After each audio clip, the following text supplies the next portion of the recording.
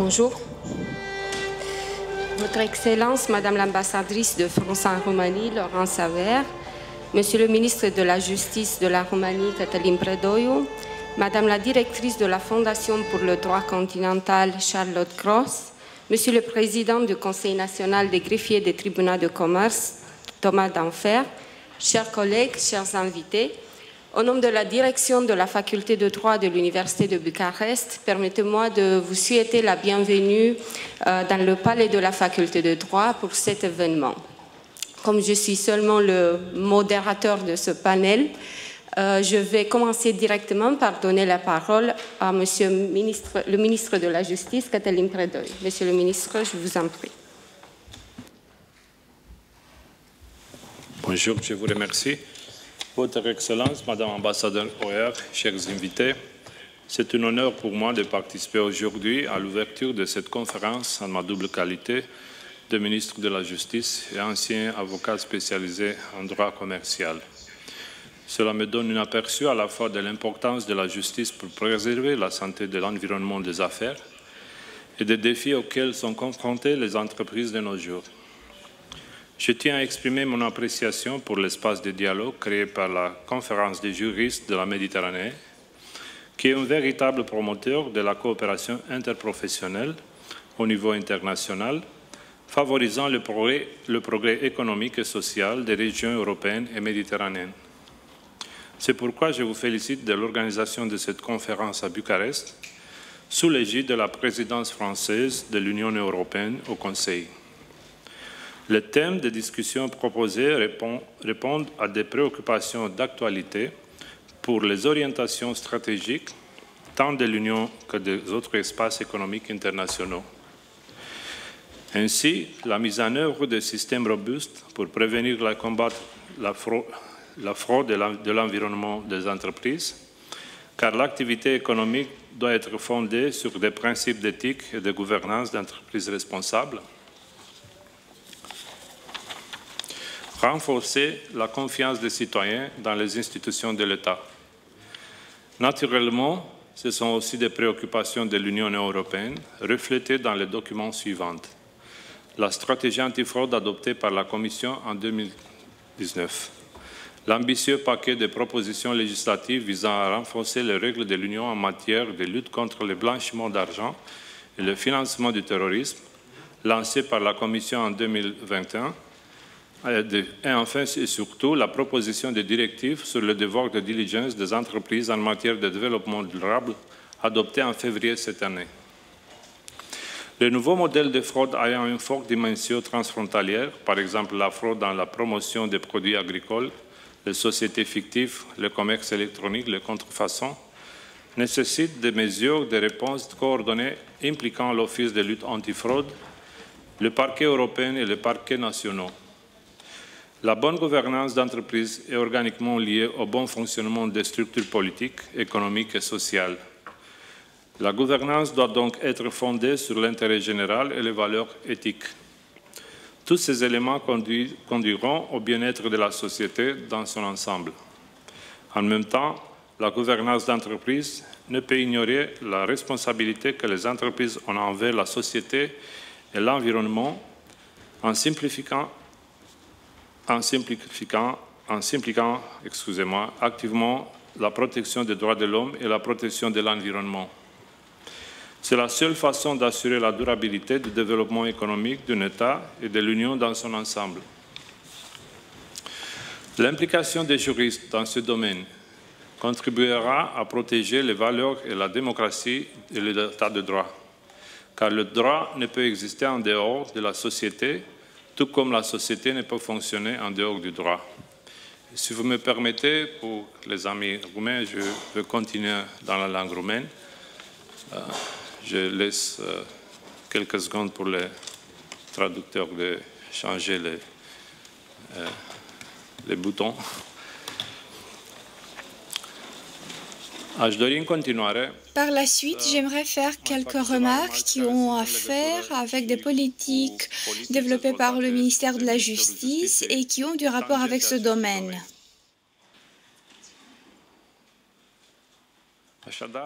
J'aimerais souligner, vous le savez bien, qu'il y a de nouveaux défis qui se remarquent déjà par le dynamisme, l'incertitude et les changements des paradigmes de travail dans l'espace européen. Le paysage de cette nouvelle réalité a l'air sombre pour l'instant. Il y a des problèmes écologiques, des transformations très rapides dans le domaine technologique et numérique, des oscillations démographiques sur lesquelles se superposent à présent des aspects durs de la crise militaire que nous sommes en train de traverser dans l'espace européen. Pour ne plus parler des défis les plus récents dans le domaine sanitaire suite à la pandémie. Même dans ce contexte, il est important de garder quelques constantes, des ancrages qui sont importants pour le bon fonctionnement des entreprises. L'une de ces constantes est l'éthique comme une expression collective de la moralité individuelle. Ce n'est pas le bon moment de développer ce sujet qui a des possibilités infinies, mais je fais appel quand même à la réflexion puisque c'est le bon cadre, la conférence que nous partageons. Notre société passe par une crise morale plus que les sociétés précédentes. Et si nous inscrivons dans les thématiques de cette conférence, nous constatons que l'économie mondiale ne fait pas exception des changements que je viens de préciser. Le marché des fusions et d'achat a été intensifié, la concurrence est très puissante et l'on peut affirmer même que les organisations ont toujours une approche pragmatique, à savoir que l'entreprise a un seul but, le profit, et une seule valeur à protéger, c'est-à-dire l'actionnaire. C'est, je pense, la dominante lors des dernières années. D'autre part, la transition du pragmatisme majoritaire jusqu'aux années 80 au modèle complexe moral est importante. Aujourd'hui, l'on plaide pour le partenariat et pour le bien-être social et écologique. Le résultat de cette transition se retrouve dans le concept de responsabilité sociétale corporative. L'idée de modèle performance pour les gens, la planète et le profit est une tendance, tout comme les fonds d'investissement qui sont responsables du point de vue social. Frau Somnia Corumpi manipule les informations pour le bénéfice de l'entreprise. Au-delà du rideau des organisations, cela altère la condition sine qua non pour le fonctionnement de la société, c'est-à-dire la confiance. Les gérants d'une compagnie ne doivent pas seulement œuvrer pour une réputation solide. Il est important d'œuvrer pour l'honnêteté, la correctitude, la correction, le respect de la parole donnée. Ceci représente un capital inestimable et de grande valeur pour l'avenir. Le rideau organisationnel peut être considéré en anneau de Geiges et la croyance que chaque membre, chaque anneau a son rôle à jouer est importante. Si l'on passe d'un plan général en plan national, on peut constater que l'état actuel de l'éthique aux affaires a fait des progrès. J'aimerais préciser à titre particulier, on peut concentrer à votre domaine de recherche.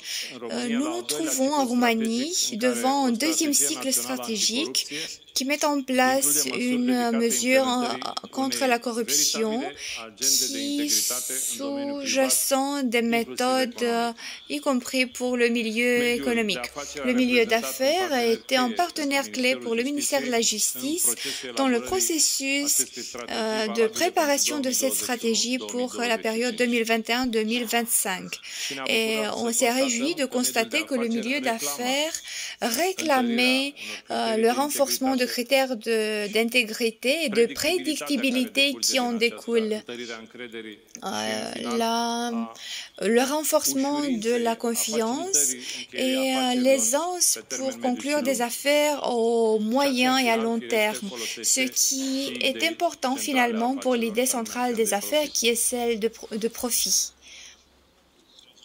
Les résultats obtenus lors des 6 dernières années, lors des 10 tables rondes organisées auprès du ministère de la Justice avec le milieu d'affaires, viennent confirmer l'utilité de ce dialogue. Et nous allons continuer dans la même direction.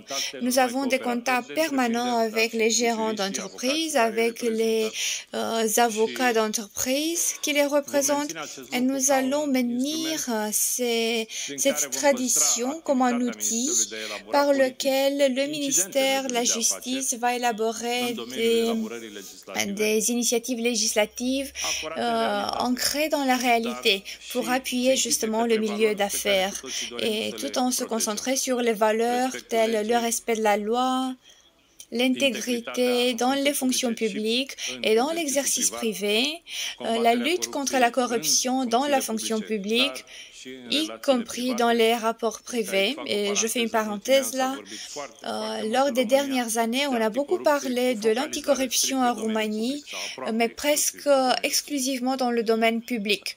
Je pense que nous devons prêter notre attention sur le milieu privé également. Si nous concentrons les mesures anticorruption et les mesures strictement vers le milieu public, nous n'allons pas atteindre un but plus vaste qui est l'augmentation du niveau d'intégrité dans l'ensemble de la société roumaine. Je ne sais pas si c'est grâce ou à cause des mesures qui ont été concentrées vers la lutte contre la corruption dans le domaine public que ces politiques soient plus spectaculaires dans le domaine public. Les cas, les affaires sont plus spectaculaires si elles appartiennent au milieu public. Le taux d'intégrité est en haut niveau, doit être en haut niveau, y compris dans la sphère privée. En tant qu'avocat, j'ai eu des affaires où de petits opérateurs avec peu de fonds étaient soumis à des pratiques non concurrentielles, de concurrence déloyale, de contrefaçon de marque, tout simplement parce que leurs moyens financiers ne lui permettaient pas de lutter à proprement dire contre la corruption dans le domaine des affaires. Et les choses s'entremêlent à quelques points. J'ai rencontré des sociétés qui étaient écrasées entre les intérêts privés et la corruption de la fonction publique qui appuyait justement ces intérêts privés. Pardon d'avoir développé un peu trop et de m'être éloigné par la thématique centrale de la conférence. Les établissements d'application de la loi jouent un rôle essentiel. Ils doivent comprendre le domaine des affaires. L'un des gros problèmes que nous avons rencontrés par les années précédentes a été le manque de sophistication lors des enquêtes des faits de corruption dans le domaine des affaires, qui requièrent non pas seulement une bonne maîtrise du droit pénal et de la procédure pénale, mais une compréhension du domaine économique, de la loi civile, avec ses spécialisations pour le domaine économique. Je me retiens de dire le droit commercial parce que je vois monsieur qui est spécialiste dans le droit civil. Il est adepte de théories monistes qui sont à la base de nos théories civiles. de droit civil. Je pense donc que nos établissements d'application de la loi, les procureurs et les policiers doivent avoir une bonne compréhension du phénomène économique et du droit civil qui viennent compléter l'expertise dans le domaine pénal.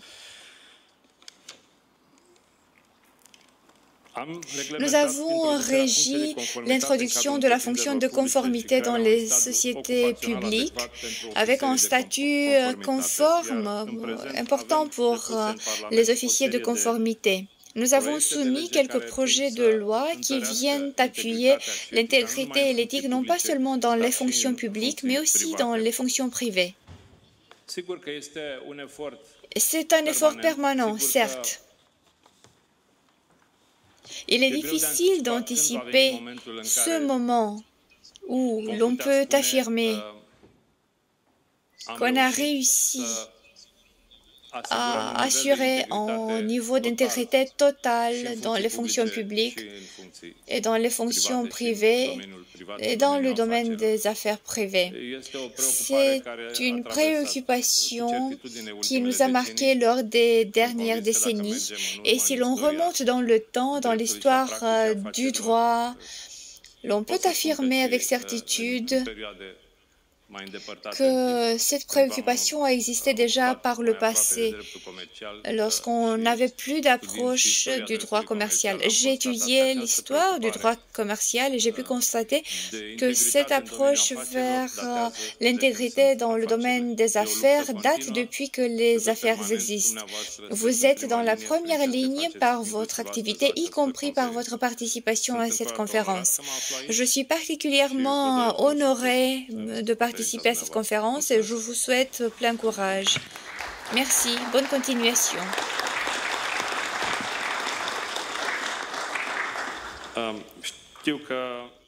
Je vais peut-être affirmer en cliché des dignitaires, ceux qui lisent un discours et qui se retirent, mais les circonstances me forcent de partir. J'aurais vraiment aimé rester davantage avec vous.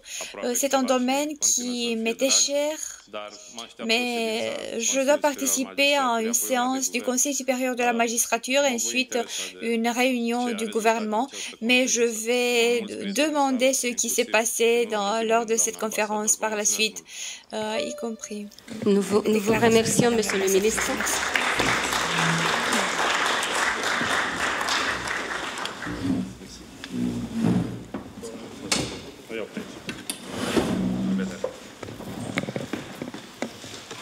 Je donne maintenant la parole à Madame l'ambassadrice de France à Roumanie. Madame l'ambassadrice, je vous en prie. Merci beaucoup, chère Madame et chers participants. Madame la directrice de la Fondation et chère Elena, notre directrice du Collège juridique franco-roumain, nous sommes extrêmement honorés à l'ambassade de France de pouvoir ouvrir ce colloque. Ce colloque a une longue histoire. Il devait se tenir lors du début de la pandémie en 2020. Il a été reporté en raison de la crise sanitaire. Et finalement, la Convention des juristes de la Méditerranée, arrive à Bucarest avec cette possibilité également de débattre avec des participants de nombreux pays. Merci vraiment aux juristes qui ont permis l'organisation de cette journée parce que il fallait de la persévérance pour mettre le sujet du droit continental et de sa diffusion à l'ordre du jour des travaux dans une période qui est très chahutée et aussi de venir à Bucarest dans une période qui est chargée puisque nous assurons aujourd'hui la présidence française du Conseil de l'Union européenne et que nous avons tellement d'événements. Alors, et pourtant, l'importance du droit continental et sa diffusion finalement recoupe toutes les priorités de la présidence française. Nous avons toujours pensé que l'influence par le droit était essentielle. Je crois que les mots très forts du ministre nous confirment que c'était vrai, que c'était une bonne idée. Il s'agit évidemment d'une stratégie d'influence, l'influence par le droit, mais il s'agit également d'asseoir des règles au niveau européen qui puissent ensuite être reprise au niveau international. Et c'est une priorité du ministère de la Justice pour la période 2022-2027. Je ne dirai jamais assez l'importance que nous avons à Bucarest d'avoir un magistrat dans l'équipe, en la personne de Pierre Demonte. Alors pourquoi le droit continental est important et qu'est-ce qu'on veut faire par cette journée aujourd'hui ? Nous pensons que la dimension internationale de la formation des juristes et des professionnels du droit est essentiel. C'est le rôle du collège juridique franco-roumain, mais c'est également le rôle de toute une série d'institutions en Europe qui va permettre de conforter une règle, une base de pratiques qui sont tout aussi importantes que les règles. Et puis la coopération juridique et judiciaire fait partie aussi de nos objectifs. Nous le voyons avec la présence du ministre de la Justice, Cătălin Predoiu, à l'ouverture de nos travaux, et nous voyons aussi comme la matière gagne au sein de l'Union européenne à être revisitée, rediscutée. Dans nos objectifs sur le droit continental et de sa diffusion, et je sais que Anne-Charlotte Gros en parlera mieux que moi, nous avions aussi l'idée qu'au-delà de l'Union européenne, nous allions asseoir un ordre international qui est fondé sur une règle, qui est partagée. 70% des États partagent l'usage du droit continental et il y a ces 4 piliers, donc la défense d'un ordre qui est fondé sur le garant de la paix et de la règle, la promotion d'une certaine idée de l'humain, de sa dignité, dans une conception universaliste à travers les droits fondamentaux. Je vous en êtes les garants dans le fond aujourd'hui dans cette discussion. La primauté de la norme écrite pour en garantir l'accessibilité, la sécurité, la stabilité, pour que nous disposions d'un écosystème propice aux investissements. Je vais y revenir. Et enfin, le droit continental permet de soutenir un modèle attractif favorable à l'entrepreneuriat et à l'innovation et offre des outils adaptés à la relance, aux défis du changement climatique, aux mutations du numérique, qui sont ces dossiers que nous discutons au sein de l'Union européenne pratiquement tous les jours depuis 2020.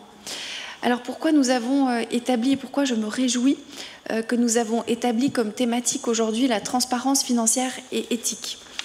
Dans le fond, dès mon arrivée, j'ai souhaité organiser plusieurs sujets sur cette thématique qui se sont traduites notamment par la venue à Bucarest l'année dernière. Le ministre n'était pas encore revenu aux affaires, mais c'était si important, du directeur de l'Agence française anticorruption Charles Duchesne et des autorités roumaines, notamment évidemment la direction de la lutte contre la corruption, ici citée par le ministre, la DNA, mais aussi le ministère roumain de la Justice. Pourquoi ? Parce que dès mon arrivée, nous avions reçu le message très fort que le ministre vient de rappeler.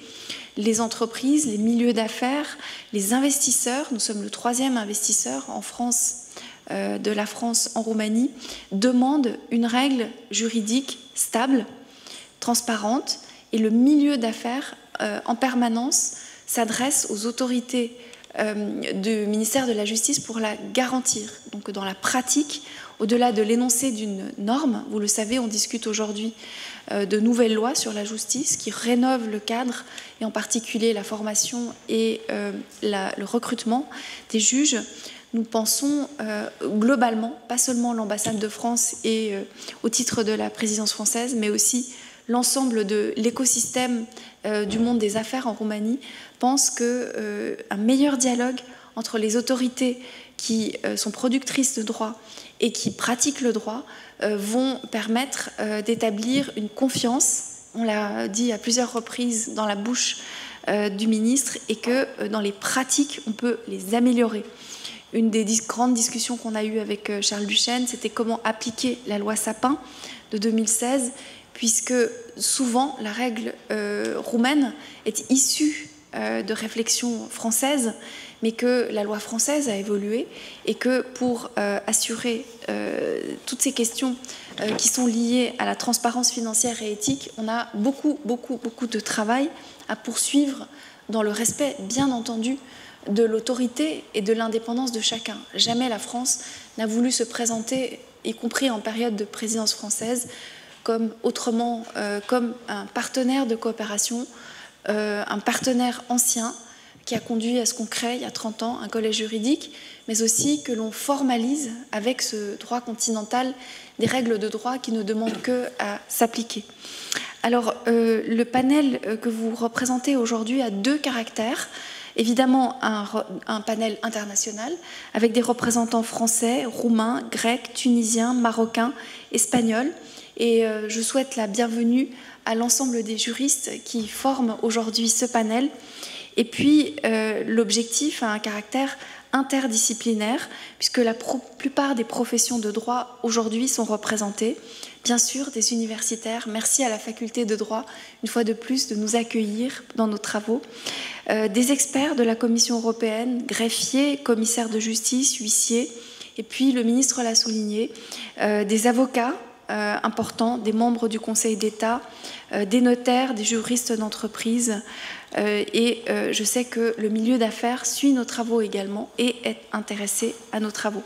J'ai assez parlé, mais c'est pour vous dire l'enthousiasme et l'intérêt que nous avons pour toute la journée d'avoir cette discussion sur la transparence financière et éthique, de réfléchir aux valeurs au service de la compétitivité de la Roumanie, de la compétitivité des entreprises qui sont présentes en Roumanie, et aussi de ce regard croisé entre l'Europe et la Méditerranée que notre panel va permettre de nous fournir. Donc merci vraiment à tous de m'avoir donné la parole pour ouvrir vos travaux.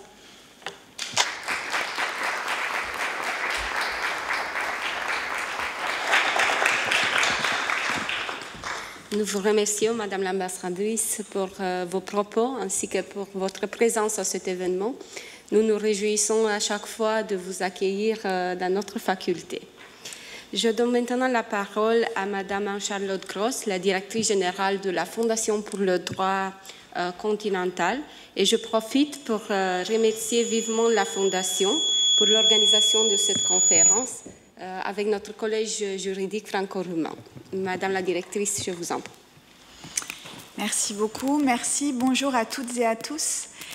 C'est un très, très grand plaisir d'être ici, enfin, 2 ans après, 2 ans après notre décision de venir à Bucarest. On l'a reporté déjà 2 fois et c'est vraiment un plaisir de pouvoir tous se retrouver en présentiel, mais aussi à distance, puisqu'il y a beaucoup de personnes qui sont en ligne du monde entier. Parce que maintenant, c'est ça, la joie du numérique, c'est qu'aujourd'hui, quand on fait un événement international, c'est à la fois la joie de se trouver en présentiel dans un pays, de découvrir un pays, mais aussi la joie d'être entendu dans le monde entier. Et grâce à tout notre réseau, nous avons énormément de personnes connectées des pays du Maghreb, d'Afrique, de France, bien sûr, de tout le monde de la francophonie. Donc aujourd'hui, c'est aussi un petit peu la fête de la francophonie. Nous avons aussi la chance d'avoir une traduction en roumain, donc bien évidemment, nos amis roumains vont pouvoir suivre la conférence. Donc c'est vraiment une joie d'être là sur un sujet qui est vraiment dense et très actuel et qui, à la fois, concerne la France, l'Europe, la Méditerranée et le monde entier. Alors, je voudrais quand même, toujours saisi l'occasion de vous présenter la Fondation en quelques mots, parce qu'en général, c'est compliqué de faire comprendre ce que l'on fait à la Fondation. La Fondation, c'est vraiment le regroupement des acteurs publics et des acteurs privés du droit et de l'économie qui, ensemble, en France, se sont réunis il y a 15 ans pour se dire qu'il fallait absolument agir au plan international et européen pour faire la promotion du droit continental. Alors, comme Madame l'ambassadrice l'a dit, c'est 70% des pays. Effectivement, le droit continental rayonne partout. Il est souvent aussi hybride dans certains pays. Et aujourd'hui, c'est un droit qui est accessible, compréhensible, qui est écrit, très souvent écrit, mais surtout il a maintenant des qualificatifs qui émergent aujourd'hui quand on regarde la géopolitique du monde et la géopolitique du droit. Aujourd'hui, c'est un droit qui est innovant. L'Europe inspire le reste du monde. C'est un droit qui est social, qui est progressif et surtout qui est respectueux des valeurs humaines. Et ça, c'est très important de faire rayonner toutes ces valeurs dans le monde entier. Alors, à la Fondation, on essaye de savoir qu'est-ce que le droit continental, comment le mesurer, comment mesurer sa performance économique, comment le diffuser et comment nos juristes experts de droit continental peuvent être influents au sein des institutions internationales, comme l'ONU par exemple, toutes les chambres internationales où la norme se crée.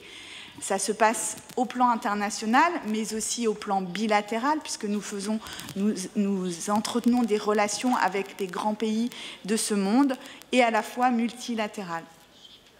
On a aussi une université d'été de droit continental où on peut former des centaines de jeunes juristes au droit continental, puisque c'est quand même une matière en mouvance. Et voilà.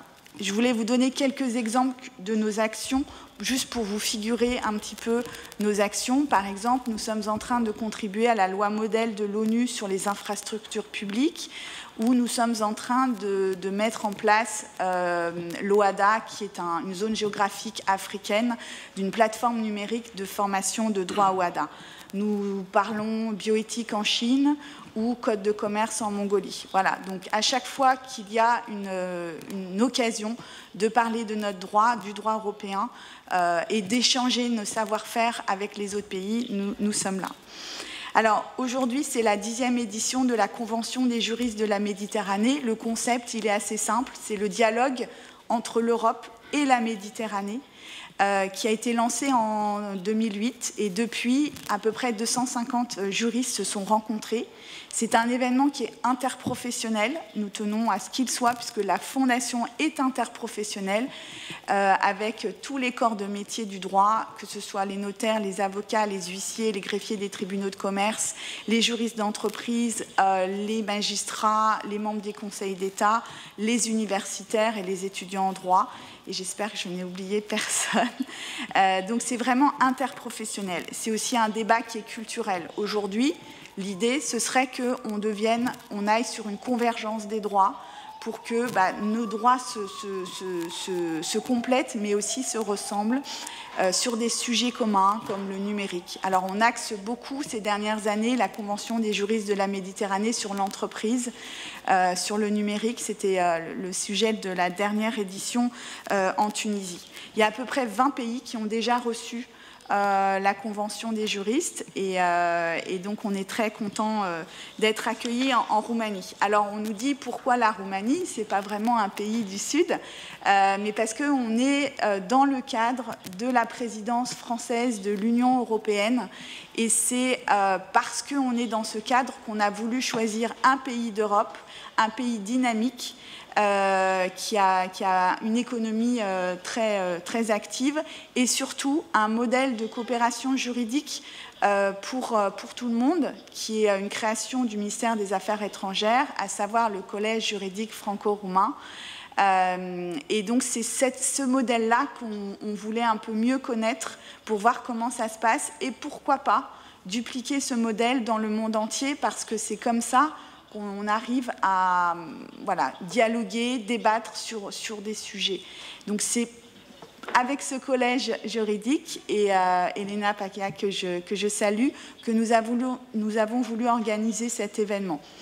Donc voilà, c'est d'où notre présence et dans le cadre d'une présidence française du Conseil de l'Union européenne.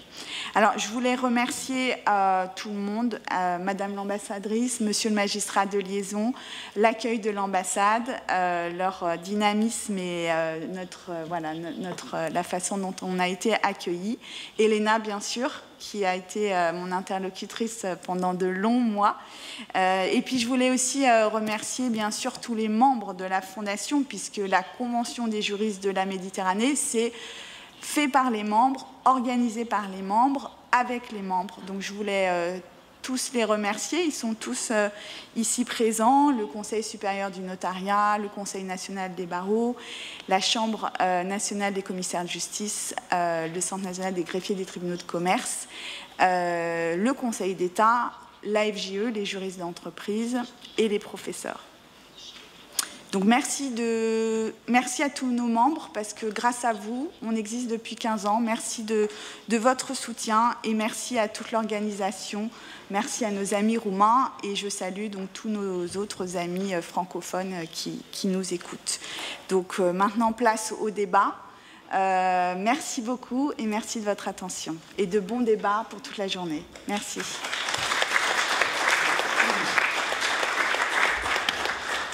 Nous vous remercions, Madame la Directrice. Je donne maintenant la parole à Monsieur Thomas Denfer, le président du Conseil national des greffiers de tribunaux de commerce de France. Merci. Votre Excellence, Madame l'ambassadrice, Madame la vice-doyenne de la faculté de droit, Madame la directrice, Mesdames, Messieurs, c'est un réel plaisir de vous rencontrer pour cette nouvelle édition de la Convention des juristes de la Méditerranée, reportée, ça a été dit à plusieurs reprises, mais qui nous réunit finalement aujourd'hui en Roumanie, certes plus proche des bords de la mer Noire que ceux de la Méditerranée, mais je dois vous dire avoir appris hier soir lors de nos premiers échanges que le latin trouverait ses origines, selon certains historiens, ici même en Roumanie, et l'on sait que le latin a bercé une partie du bassin méditerranéen. Donc finalement, c'est tout naturellement que nous nous retrouvons aujourd'hui ici à Bucarest pour cette 10e édition. Alors il s'agit pour nous tous d'un temps privilégié, d'une forme de parenthèse pour nous rencontrer déjà, entre acteurs du droit, échanger. La Fondation, ça a été dit, la Fondation pour le droit continental s'inscrit comme un incubateur de collaboration, de partenariats internationaux et interprofessionnels. Et je ne doute pas que cette journée portera nos réflexions et nos échanges vers diverses horizons culturels, ça a été dit aussi, mais aussi peut-être sociétaux. Le thème de cette 10e édition, transparence financière et éthique des valeurs au service de la compétitivité des entreprises, résonne tout particulièrement pour nous autres Français, quelques jours après la publication du rapport d'évaluation mutuelle de la France par le Groupement d'action financière internationale, plus connu sous son acronyme GAFI. Tout au long de cette journée, des experts vont se succéder pour vous évoquer des outils de lutte contre les fraudes, sa prévention également, ou encore l'éthique et la gouvernance responsable des entreprises, avec l'objectif de porter nos actions vers la compétitivité de l'Europe. Et ces sujets ont directement animé nos travaux conjoints avec le ministère de l'économie et le ministère de la justice français tout au long de l'année 2021. Vous le savez sans doute, mais le GAFI est un organisme intergouvernemental chargé de l'élaboration des normes internationales en matière de lutte contre le blanchiment de capitaux, le financement du terrorisme et de la prolifération. Et les pays membres du GAFI sont ainsi régulièrement évalués par leurs pairs à l'aune de ces standards internationaux pour examiner en profondeur le cadre normatif et mesurer, bien sûr, son niveau d'efficacité. Donc, après 2 ans et demi de travaux, le GAFI est venu reconnaître que la France dispose d'un cadre très solide et sophistiqué, tant pour la lutte contre le blanchiment de capitaux, pour la lutte contre le financement du terrorisme et de la prolifération. Et la France a été évaluée comme étant très efficace en matière d'enquête et de poursuite pour financement de terrorisme, de confiscation des avoirs criminels et de coopération internationale. Et la France obtient également de très bons résultats s'agissant du pilotage de cette action publique et de cette politique publique et de sa coordination nationale, de l'utilisation du renseignement financier, des enquêtes et des poursuites en matière de blanchiment et de transparence financière des personnes morales, nous y reviendrons dans un instant, et également de la mise en œuvre des sanctions financières ciblées comme le gel des avoirs. Donc la contribution du secteur financier à la mise en œuvre des mesures de vigilance et sa supervision a également été largement saluée. Et vous l'avez dit tout à l'heure, au niveau européen, la France joue un rôle majeur dans la négociation en cours du paquet législatif anti-blanchiment, avec à la clé la création de la première agence européenne de la lutte contre le blanchiment de capitaux, le financement du terrorisme, futur AMLA. Et au niveau international, la France, représentée par la Direction générale du Trésor qui conduit la délégation française, joue également un rôle de premier plan au sein du GAFI dans la négociation des standards internationaux. Voilà, donc ce fort dynamisme français au niveau international et la très bonne coopération opérationnelle des autorités françaises dans la lutte contre ces priorités ont été également saluées par le GAFI. Alors pour la part qui fut la nôtre en tant que greffier des tribunaux de commerce, nous avons multiplié les contributions sur la thématique de la transparence financière des personnes morales, particulièrement attendue par les évaluateurs du fait de la récente mise en œuvre du registre des bénéficiaires effectifs. Ma profession a été auditionnée à plusieurs reprises par les évaluateurs internationaux et ces échanges ont permis de mettre en valeur le dispositif français de tenue de registres légaux par des officiers publics et ministériels, membres des 141 juridictions commerciales, métropolitaines, mais également situées en Outre-mer. C'est ce qu'on appelle communément le maillage territorial qui permet d'appréhender avec précision des atypismes locaux et donc de mieux cibler les actions dans la lutte contre tous les types de fraude. Et le résultat obtenu sur le thème de la transparence financière des personnes morales s'est avéré finalement supérieur aux attentes et la France a été créditée sur ce point de la meilleure note jamais octroyée par le GAFI. Je crois pouvoir dire que le modèle, entre guillemets, des registres à la française, tenu dans la sphère de la justice par le greffier sous la surveillance d'un juge, permet d'assurer un plein équilibre entre un mécanisme préventif et un mécanisme répressif au plus près de la vie économique des entreprises. Et les évaluateurs ont également noté l'importance de l'assujettissement et de la coopération avec Tracfin. Les échanges sont constants pour consolider notre rôle de détection et constituer une première ligne de défense, si possible efficace, dans l'identification d'abus et de fraude. Voilà, ce résultat positif, vous l'aurez compris, est à partager collectivement avec toutes les professions du droit, dont je salue ici les représentants présents aujourd'hui. Et ce résultat mérite aussi que nous nous attachions à poursuivre nos progrès interprofessionnels, en équipe et tous ensemble, j'ai envie de dire. Notre journée qui va débuter va permettre de nourrir nos idées, croiser nos regards et, j'en suis sûr, imaginer des mécanismes juridiques pragmatiques au service de la transparence et donc par ricochet au service du progrès économique. Je remercie par avance celles et ceux qui vont nous éclairer tout au long de la journée et je tiens également à remercier tout particulièrement le Collège juridique franco-roumain et la faculté de droit pour leur accueil. Merci de votre attention.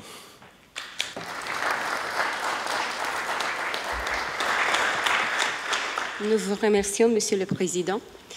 Mesdames, Messieurs, la transparence financière et l'éthique représentent sans doute des valeurs importantes pour la compétitivité des entreprises et les discussions que vous aurez pendant cette journée portent sans doute sur des aspects extrêmement importants. Dans ce contexte, en tant que pénaliste, je me permets de vous rappeler les mots de l'ancien secrétaire général des Nations Unies, M. Kofi Annan, qui disait que si la corruption représente une maladie, la transparence est sans doute une partie essentielle de son traitement. Il me semble que c'est une des solutions essentielles pour plusieurs problèmes. Je vous souhaite donc de trouver des traitements adéquats aux problèmes qui menacent le thème de cet événement et je vous souhaite une agréable conférence. Je vous remercie.